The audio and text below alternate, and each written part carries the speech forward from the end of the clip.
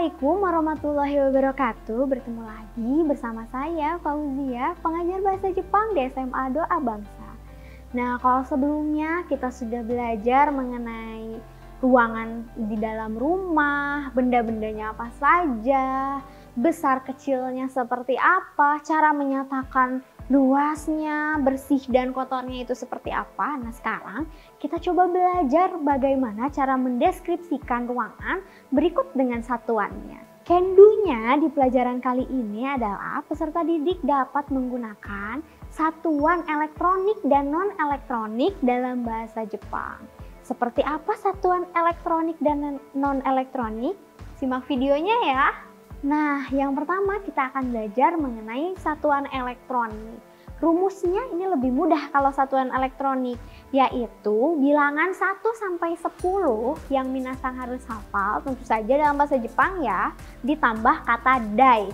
Misal, 1 unit ichidai, bahasa Jepangnya 1 kan ichi, nah ditambah kata dai, ichidai, jadi 1 unit.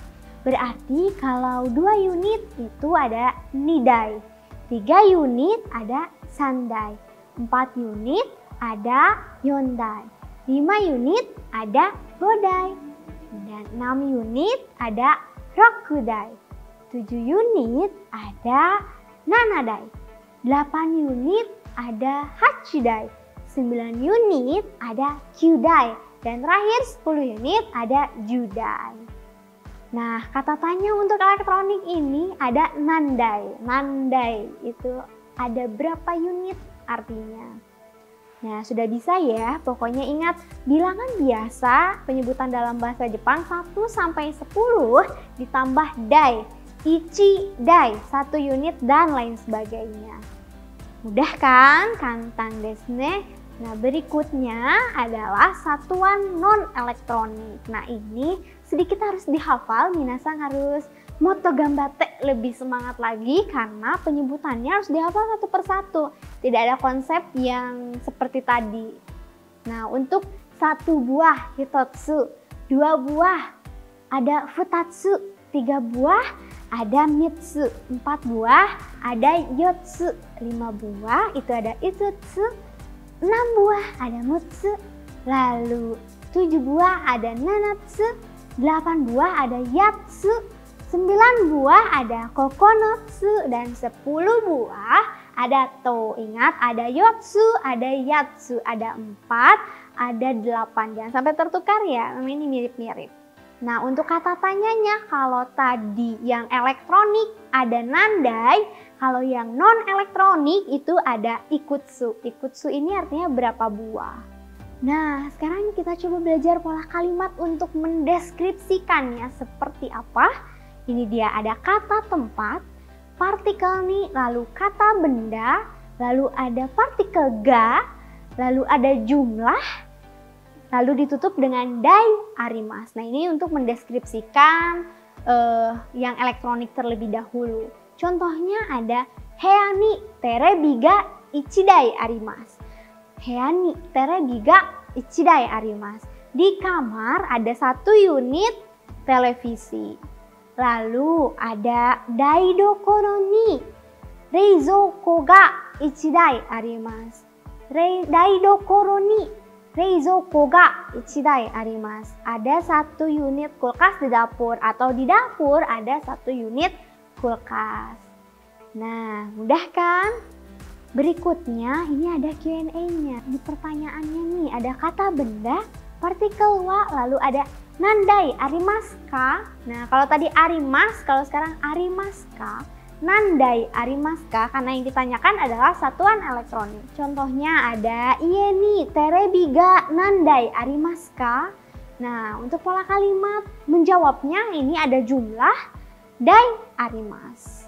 Ingat, jumlah dai arimas. Karena yang ditanyakan nandai, maka jawabnya harus dengan dai lagi. Contohnya ada nidai arimas. Nah, kira-kira pertanyaannya seperti ini. Ie ni terebi ga nandai arimaska? Nidai arimas. Di rumah ada berapa unit TV? Ada 2 unit TV.